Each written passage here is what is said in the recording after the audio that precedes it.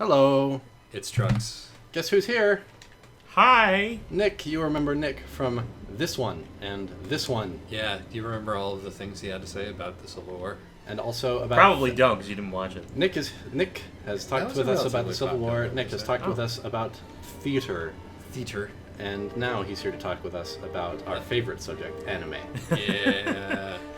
Josh thought this one was going to be a good idea, and he had that idea before he had ever watched any of the anime. Someone, I can't remember the exact context, but thank you for whoever it was that wrote me on Tumblr asking if we ever talked about Legend of the Galactic Heroes, because I thought that was a good idea.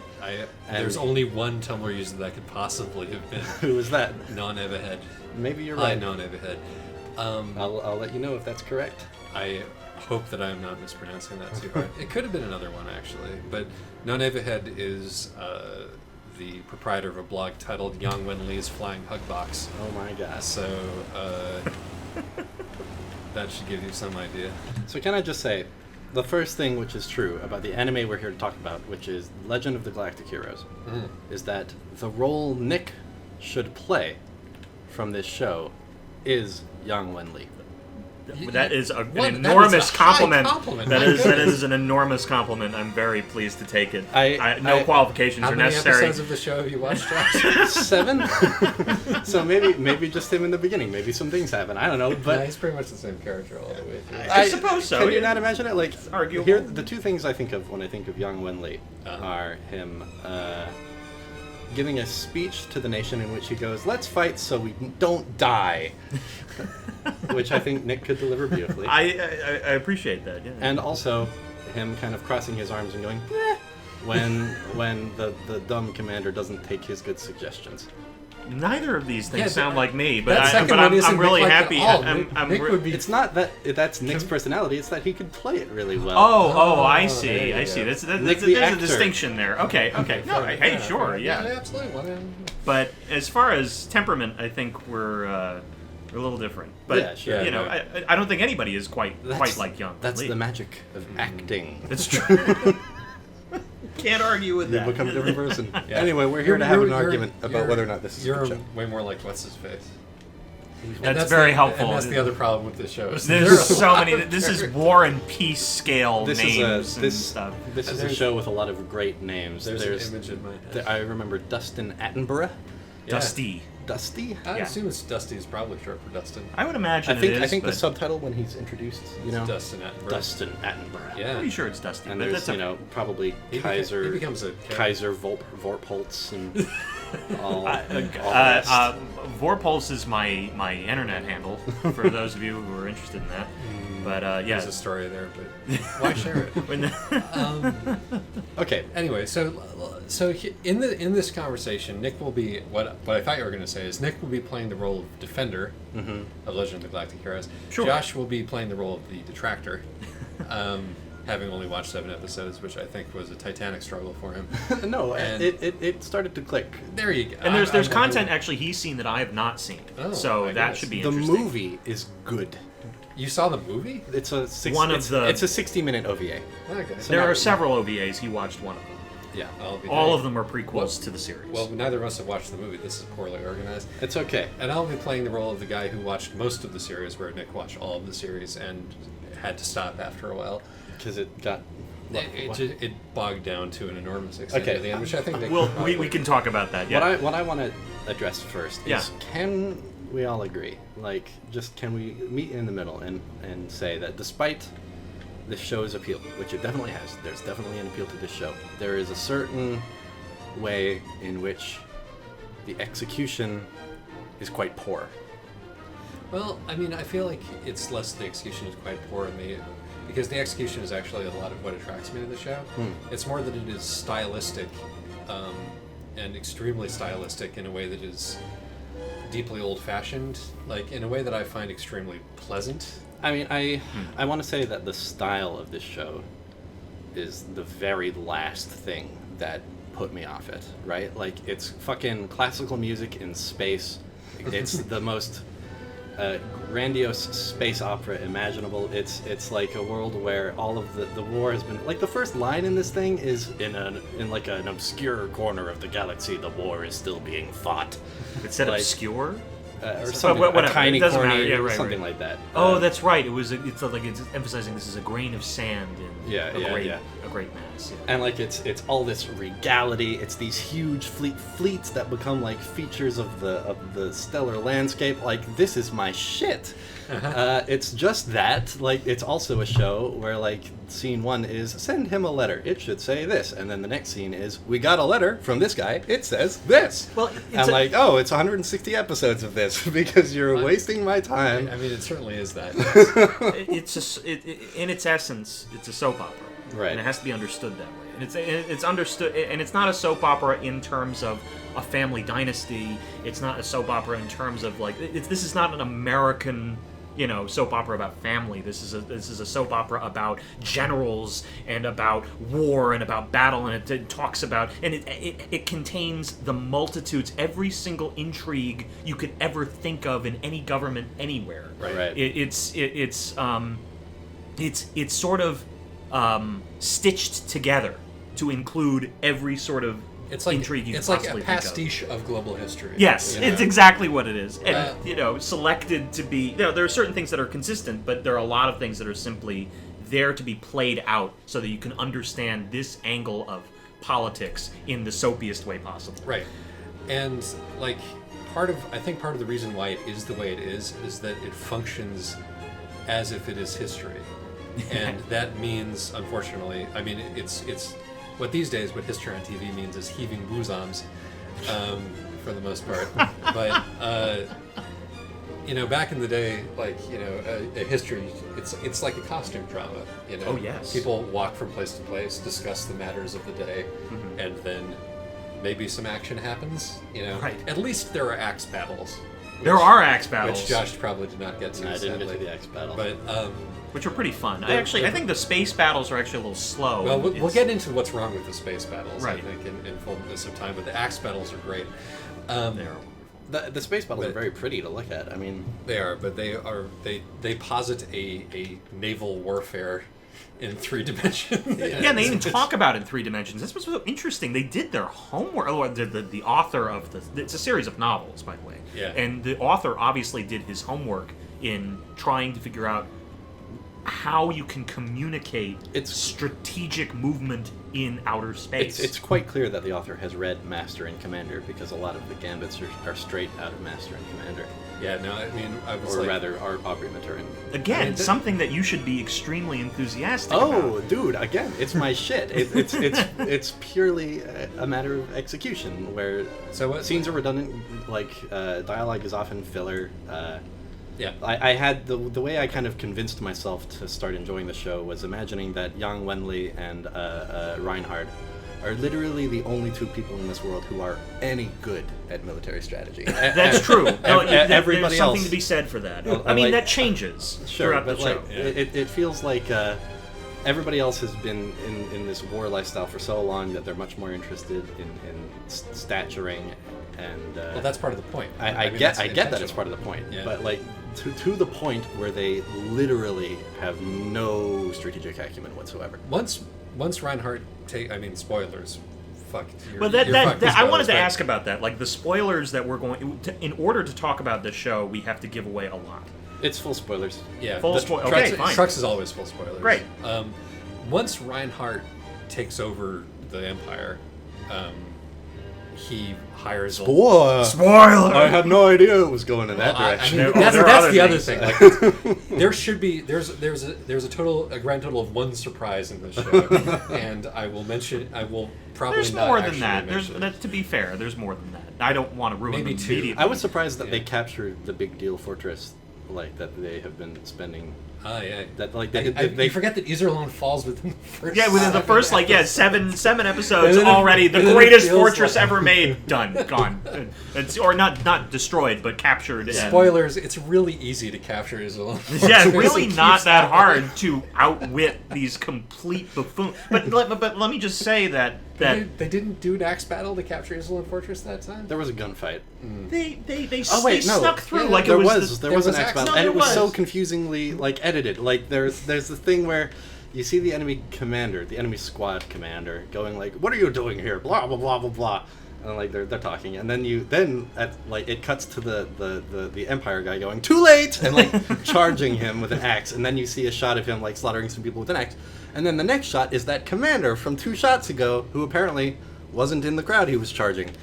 Yeah. Just execution. It's not there. So okay, all right. There are technical foibles, absolutely. But I think that that ultimately what you're talking about with sort of like.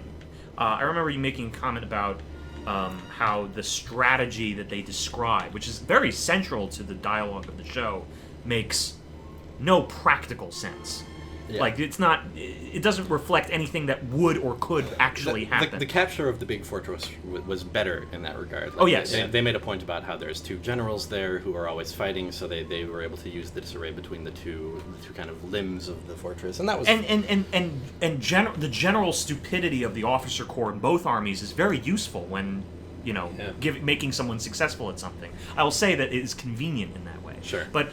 I always feel like all of the strategic sort of discussions and maneuvers that happen are meant to reflect something literary rather than something it goes diabolical. It goes so far out of its way to keep you from missing that. Yeah. Like there's no subtlety in this. No, not at all the time is just it's wonderful. I love it.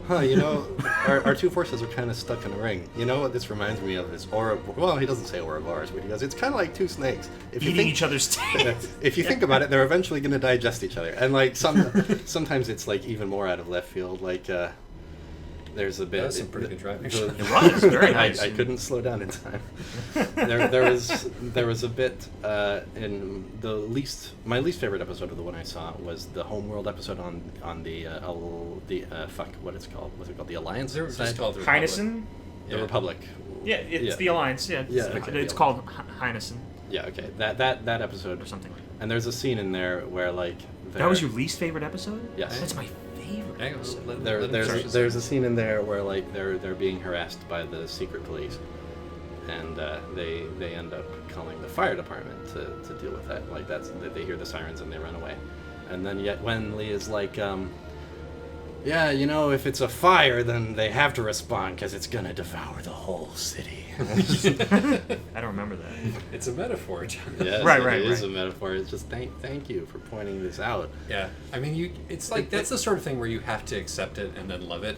Yeah. Because the gestures get grander and grander and grander as the thing goes on. That's right. The episode, yeah, and like after a while, it did start to work. Like I liked the episode on the Empire Homeworld where it's the origin story for Blondie and Reddy. Yeah. 2 main fine names for them. I agree. Yes, Reinhard and Kirkiais. Sigfrido Kirkiais. Because love it. It was such war propaganda, which is another thing. Like we need to talk about the anti-war film when it comes to this thing. But yes, I agree. Oh boy, this show in total does not make a very good case for democracy. But like it tries so hard. Sorry, I'm sorry. It's my fault. Just like that episode was so Ender's Game the anime, and it worked in a way. But like I liked that episode because finally, like it was doing dramatic things, whereas like the first few episodes seemed just so much more interested in introducing all these dozens of characters rather than feeding and like having them all kind of mysteriously. I forgot to get my whale weighed. Having them having them each mysteriously allude to their dramatic circumstances, while none of the characters are really being fed a fucking blade of grass's worth of drama. So this is issue number 1 with the show, which I think that we can all agree on, is that it suffers from anime pacing. Yes. Oh, certainly. Yes. It suffers from particular adapted anime pacing, where it is just eking out the content from its source in the slowest way it can possibly figure out to do. Which it didn't need to do because all the content was already existent. So what were they waiting for? They were trying to get a lot of episodes out of it because that's a big run, and this was very cheaply done. Right. There's a built-in audience, but so it suffers from anime pacing, which can be, if you don't let yourself be sort of lulled into the rhythm of it, where it's just a bunch of conversations about things that you already understand. I mean, you know how it does the heavy lifting is with literal Mozart.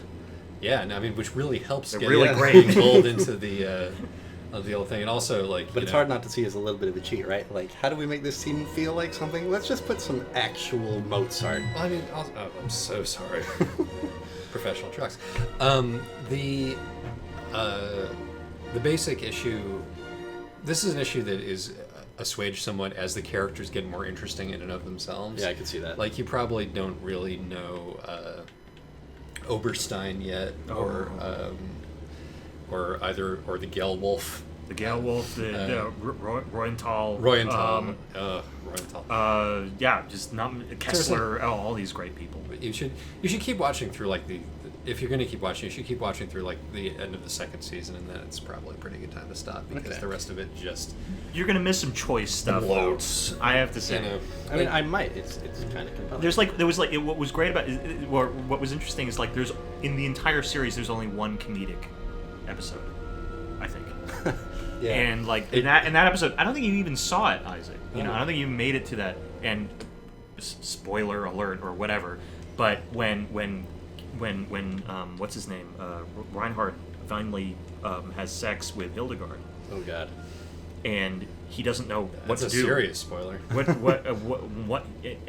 It's important for this. It is so funny watching this guy who has been in complete control of himself for, I don't know, 110 episodes to completely lose composure and try to figure out a way of, like, proposing marriage to someone. Well, Young's proposal of marriage is also hilarious. Yeah, that was pretty. I mean, Wenley is generally a little bit funny. Like, right. It has the fleet No, the flying show's backwards not and forwards. humorless by any stretch of the imagination. Right. It's just very sort of gentle, joshing humor.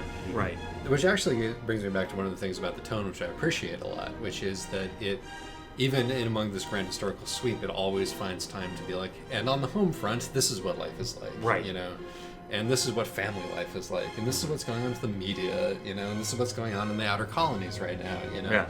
It strives to paint even though this is obviously a narrative that is run by great men, the great man theory is, like, in full bollock swinging force. They control everything. Yeah. Throughout this entire thing. That doesn't mean that it excludes the depiction of, you know, what life is like for everybody else, and it doesn't minimize it either. It's like, but it's limited. It's limited to that first season, largely. Yeah. They kind of lose track. They get so involved with their great men and great women. Yeah. In the end, which is a shame. I feel like the show definitely, you know, one of my major complaints about the show is that in the beginning, it is like, well, you know, it's democracy versus empire, and we're not really going to say that one, you know, we're going to point out that there are ways in which an autocracy works better than a democracy if you're trying to fight a war, and there are ways, or if you're trying to, you know, do something. I mean, there are also ways in which autocracy is disastrous, and we'll show you that, you know. You just got to have the right great man in charge, and that'll fix everything. Right. And, you know, democracy is prey to the weaknesses of idiots, because, like, as Josh pointed out, 99.9% of the characters in this who aren't Young or Reinhardt are morons. Right. And dishonorable and short-sighted, and not even just, like, stupid, but, like, craven can cause damage, right? And like egotistical, and right. You know, making grand gestures that they do not have the intellect or the ability to support. And, I mean, which is less far-fetched than you think. Well, that's the thing. It's an incredibly cynical show. Right. It's incredibly cynical, which is bracing. You know, you don't see that a lot. Right. But the problem with that, you know, cynical braciness is that really at the same time it, like, loves a war hero. Yeah, really at the end, like, the people who come off the best are the career generals who, like, that's the strange thing, isn't it?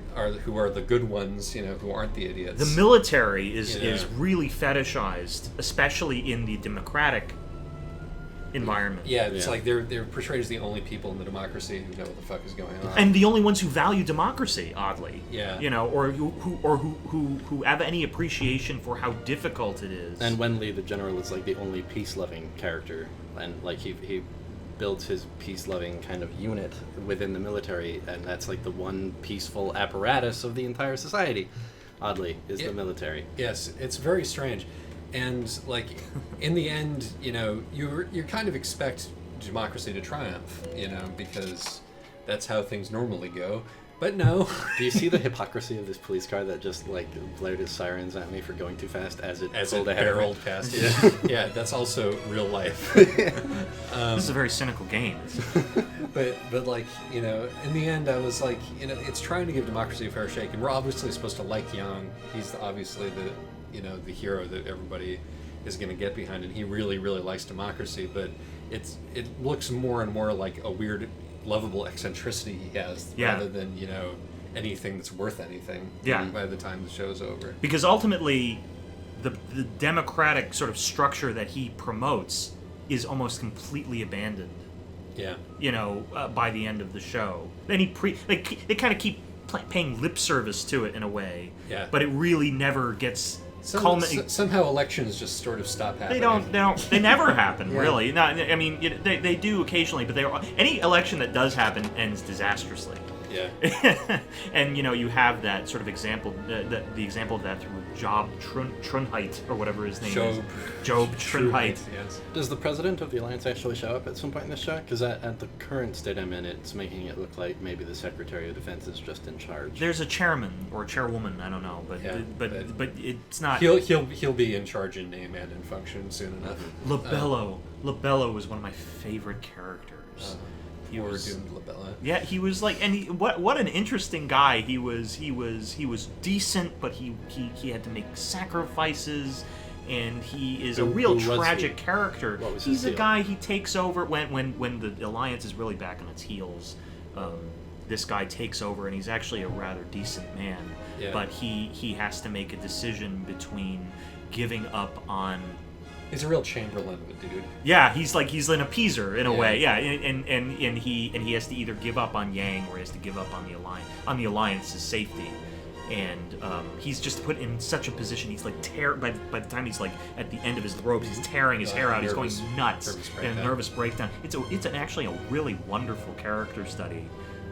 So yeah, like, and there are all kinds of ways in which you're introduced to, as I say, you know, every single possible political situation that has ever occurred in history that you've ever heard of occurs at some point in this grand, you know, section of the war. And I'm sure that's like much more fun if like it just takes time to get there. if you know what It's referring to. Yeah, if you know what references are being made, and you can kind of This is an acquired taste. use your knowledge of the drama of those historical episodes to fill in for what the show is frequently not really portraying.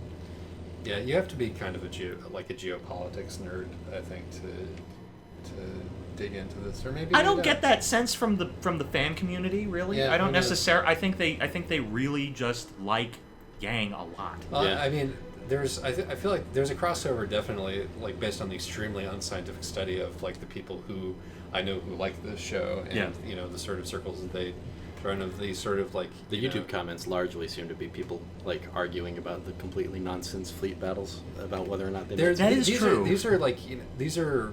I think these are people who are either rationalists or rationalist adjacent who really dig this show as a general matter, and the it's a term, you know. I like it. Describes Very well, yes.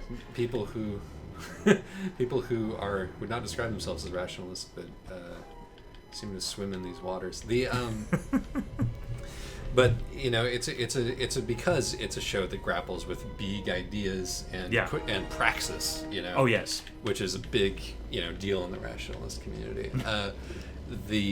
You know, I would expect you to find fans of the show within that community, and probably also in the, you know, radical communism Tumblr community. Honestly. Well, you know, it's funny you mention that, because I was thinking about this earlier. You know, it was like there is something very, like, a lot of these things that sort of break from the anime sensationalist sort of, you know,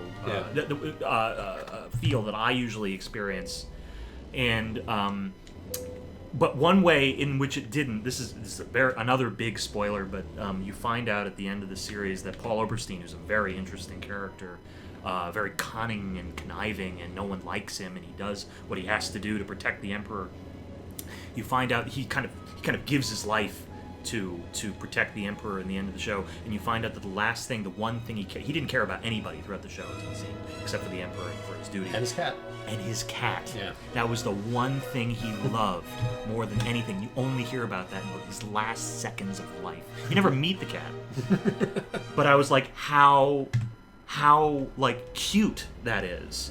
How like No, anime it's tragic. cute. It's not anime cute. It's fucking tragic. It And is also tragic, but it's based on real life. I guess so, but it was such a strange detail to get out of the Well, Well, it was like it turns out Oberstein was human. Oh yeah, he was You a know? human being, and he like- poured all of it into loving this cat that you never meet.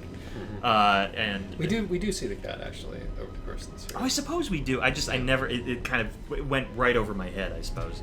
In that I was remembering bits that I hadn't seen that bit, but I was remembering bits with this cat in it when I said. Oh that. really? Yeah, Okay, we so meet you were more Lee's observant about cat. that than I was. I was not. He's paying not. attention He's to not the like cat. demonstrative about his cat. It's just like it's remarkable that there is a cat. There is a cat someplace. Yeah, It right. is adjacent to it. But that's his last. Feed my cat. Like that was the. I mean, but that's so like that's so like. That's a bit If you boilerplate in a way. No, if not for the show. No, Not if for you, the show, no. If you read about that, like in a biography of one of Stalin's, right. lieutenants, That's exactly right. you would not bat an eye. No. And Um, they have another character who's like a head of a secret police thing or something like that, and you learn that he killed lots of people and he was a dishonorable person, but in fact he gave to a lot of charities during his life or something like that. Yeah. And on the one hand, that's like a ham-fisted. complexity Not for the everyone sake of is. Not complexity. everyone is Yeah. evil. Blah blah blah. But if you think He about probably it, is evil. no, he is. I mean, he is. But like he was assuaging guilt, which is something that historical figures really do. Yeah. And they did if you would allow me to be presidential I for a remember second. Rockefeller Chapel. Oh well, there's Rockefeller, but there's also the James Buchanan, who was president of the United States before Abraham Lincoln. His job as a Democratic president of the United States was to preserve slavery. That was his job. But one of the things he did without fanfare was to purchase slaves to free them in the North. Yeah. And he did that, obviously, it seems obvious to me, he did that to assuage guilt. Or maybe to leave a fantastic historical example of why personal charity is useless in the face of government action. That could be, but I'm just saying that that isn't so far-fetched in the context of the history. As you say before, if you understand or if you're aware of the things they're pulling from, then you enjoy it more. Josh, I hate to put you out in the cold for another couple of minutes in this conversation. No. But I gotta ask Nick this question. What? Before we move on, what did you make of the Earth cult?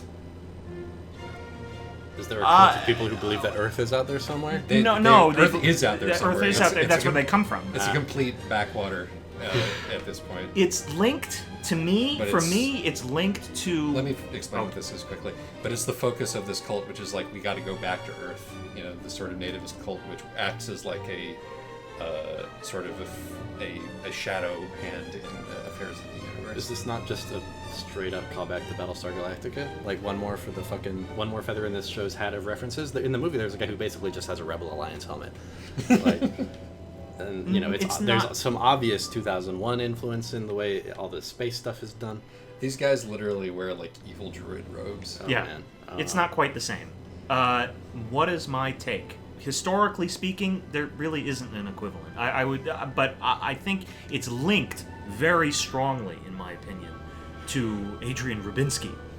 And Adrian Rubinsky is about 15%, just 15% too anti-Semitic. Yes. He's a bit too Jewish. Rubinsky is? Yeah, Rubinsky? Well, yeah, he has kind of a big nose, he's bald, he's ugly, he's a little bit desexualized. I mean, he's not... hypersexualized and desexualized.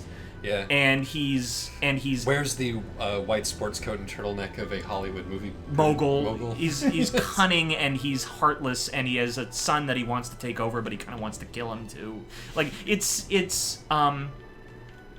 It's a little tasteless, and I think that ultimately the Earth cult is linked. To be way more tasteless. Yeah. To draw your attention away from that. Yeah, and he's linked to that, and he's linked to the grand conspiracy of the wealthy and the select. Right, and sort of the Rosicrucians and Masons and they're Illuminati. I mean, they don't really exist, but it's revealing that he is sort of the link to them. It's kind of like a chink into the bits which are not actually coherent in the philosophy of the creator of the show, because one of the things that is really refreshing about the show is because everything is so cynical. It's a lot of it was like, oh yeah, of course people are like that. Right? Yeah. No. Yeah. Really. Of course, venal and self-interested and cowardly and stupid. And, right. Of course, but there are bits and pieces in just the way that the whole gestalt is constructed. Like, for example, the obsession with manliness and hand-to-hand combat, which runs through the thing. Whether it's ship-to-ship combat or axe battles, and that Julian, the sweetest, most demure guy, is a murderous psychopath, really big-time killer, and that's the reason that you could tell that he's the next big thing. Right. Of course, Yang never did that. He would never fight, which was interesting. He was unmanned in that way. Well, he was also the only person who had anything nice to say about democracy, and it was like right. And Julian the author is obviously a little in love with him, but not to the extent that he's going to make him win. No, no, he was like, well, maybe we'll keep that to ourselves. But yeah, I would agree with that, and that he's Julian is sort of the messianic figure who kind of rises again to take the place of his mentor, and he is much more.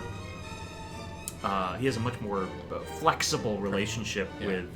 He's a pragmatist, right? With democracy, and it's obvious that this is part of a Japanese view of their history and their relationship with being passionate about democracy, and yet having an imperial history where civil service and military kind of blend together a little bit. It's definitely a show that is not. It's definitely a show that would not have been made by an American, that could not have been made in America. It questions democracy too much. And, and part of that is because, oh shoot, this is an easy one. When you talk about the democratic experiment, Japan's democracy is kind of, sort of, maybe a democracy. Yeah. It's like, the ruling... When the ruling party is the ruling party for as long and as consistently as it is in Japan, you have to ask some questions. And we're done. Yeah, I'm sorry. We kind of just shut you out there. You should have watched 70 or so more episodes. You'd have had more to say about it. I don't think I would have really been particularly interested in that conversation one way or the other. But I will say this. Ouch. If you, Trucks listener, are listening to Isaac and Nick talk right now, and you think that this all sounds fascinating, that's great. You're going to love this show. If not, I highly recommend the movie.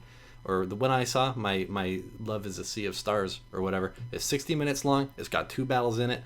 There's a part of the spirit of this show, which is the most aesthetically perfect thing you can imagine as far as space battles go. It's not always that well executed. It's here's some nice ships with classical music in space, and then it cuts away from it, and the music just stops, and then it cuts back to the scene, and the music is back again, just kind of part way through. The movie doesn't have any of those problems. It also doesn't have sound in space, so you just get to listen to the music and watch the ships, and it's all very well animated. So. But can I just recommend something to you? Just no matter whether you like this conversation or not, just watch the opening credits. Oh, the opening credits are magnificent. So funny. You're going to love it. No matter who you are. Do you think we should close the episode by singing the song? Do you know the song? I don't remember. The first season is so long ago. It'll come back to you immediately.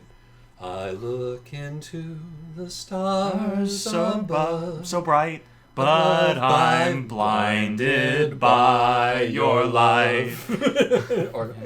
Do something so far away. Come back to me one day.